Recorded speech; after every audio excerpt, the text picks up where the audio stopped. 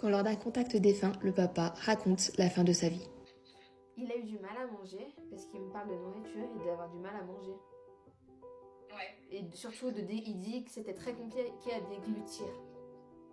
ouais, c'est ça. Et Exactement ça. il dit que ça l'a amaigri, ça l'a minci. Ouais, c'est ça. D'accord, ok. C'est exactement ça. Et vraiment pour lui, ça a été une souffrance ces instants-là. Parce qu'il se sentait vraiment plus du tout autonome, où on l'aidait vraiment, il se sentait pas... Il se sentait comme un enfant, mais pire qu'un enfant, il dit.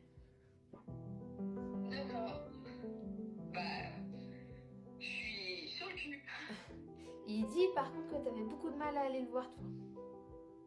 Moi Oui. Bah, En fait, c'est pas que t'avais pas envie, mais c'est que t'avais un petit peu peur. ouais, j'avais peur de mon père.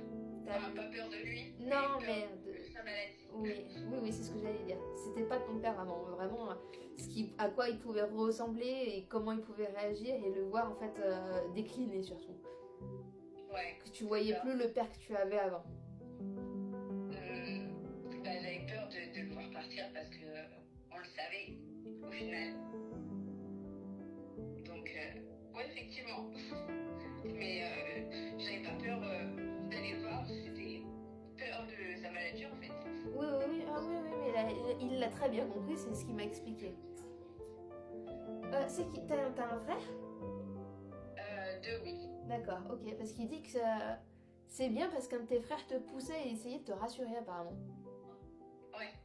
Mais vraiment soudé. Il dit à ce moment-là, c'était beau à voir.